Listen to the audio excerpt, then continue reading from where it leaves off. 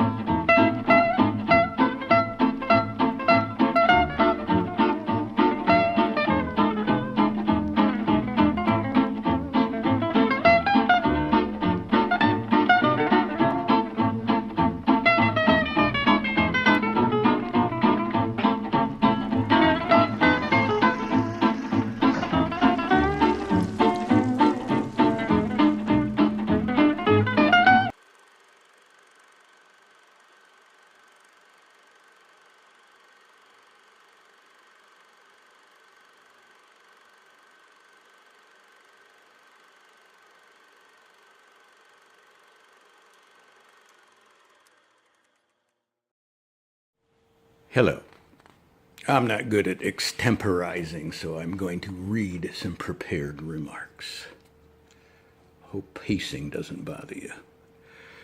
I met John in 1975 or 76 at Northern Michigan University. I had a new roommate, Mark Arsenal. I could tell we were birds of a feather. One day, Arsenal asked me if I knew a guy named John Liberman. I said, no. Why? He said, because you need to meet him. A couple days later, a stranger comes up to me and says something to the effect, "Hey you, Jew bastard." I knew we would be pals at that point. We were both short, unkempt, left-wing atheist Jews from Detroit with a bent toward the diabolical. We started hanging out, meeting each other's friends, and expanding our base. He taught me about the blues. I showed him some jazz and some other fun, nutty stuff. That is, until he picked up my saxophone and played it better than me. Not that either one of us was Coltrane.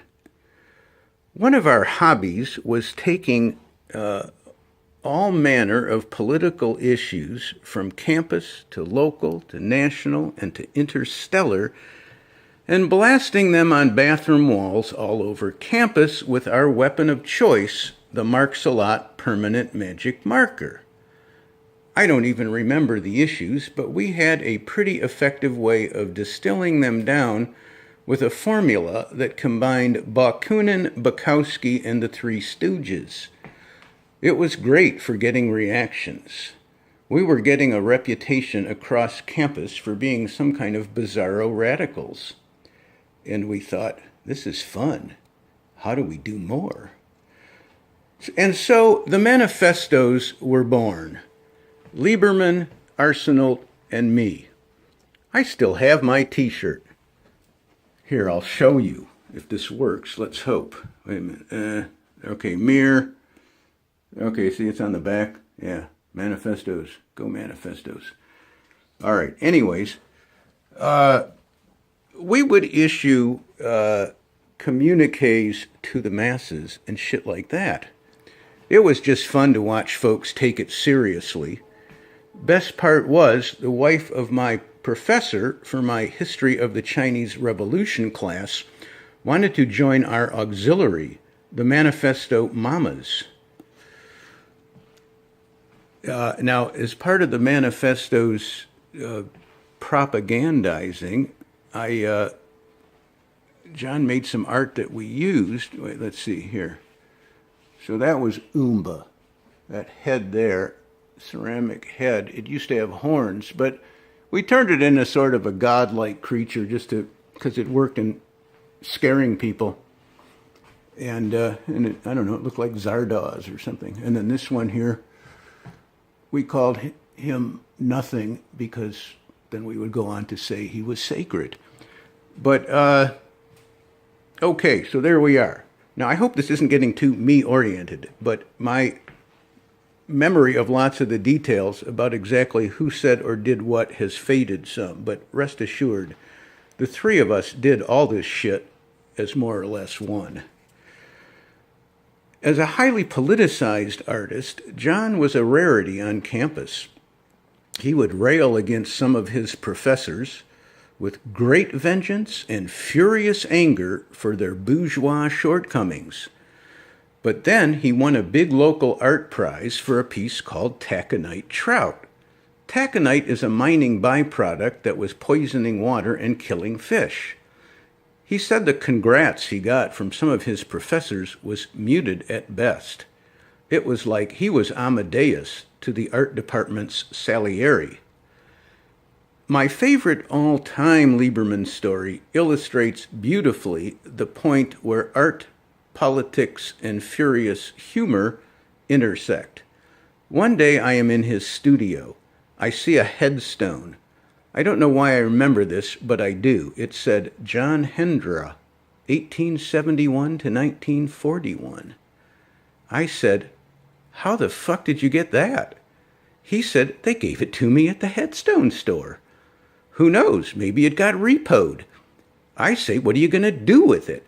He said, I was going to use it as part of a ceramic piece. I'm thinking to myself, well, this makes perfect sense.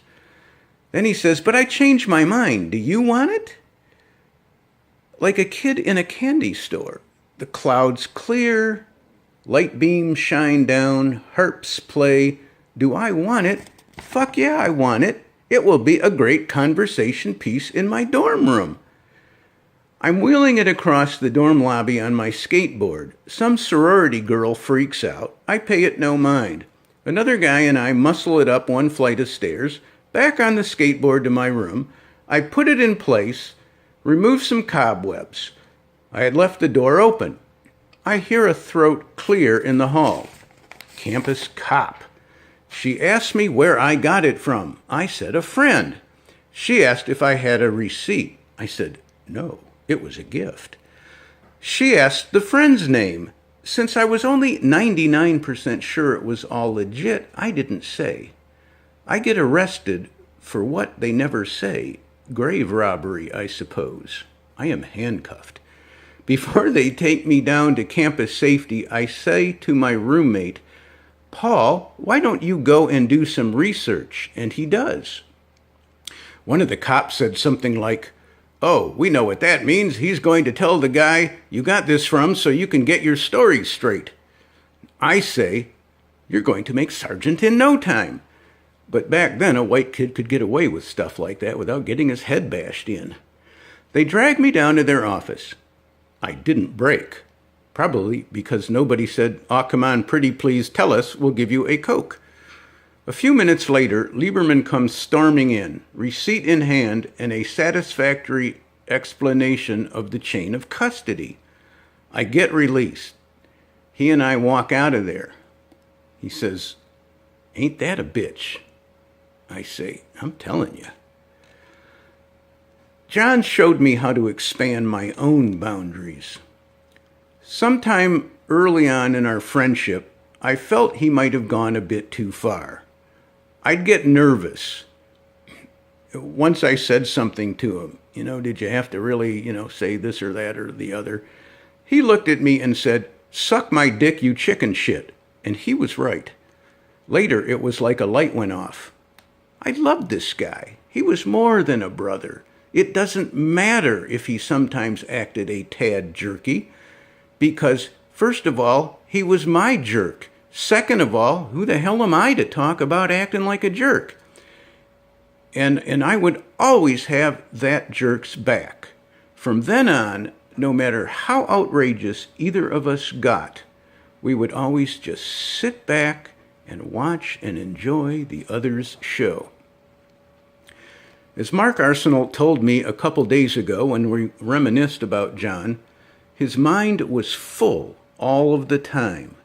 From day to day, year to year, and minute to minute, he squeezed in way more than most and knew how to appreciate it.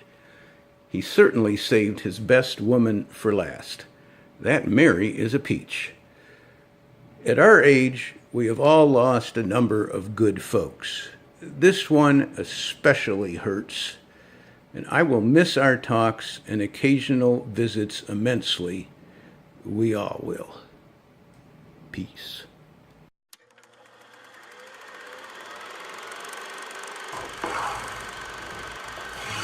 Hiya, kids. So, I guess one thing I could say in this little bit of wisdom that I got in this short span of time on this beautiful planet we have is that hold on to the things that you're passionate about, whether you think they're worth something or not, because what you got late night when the fan's going and the voices are silent, there's something for you to do.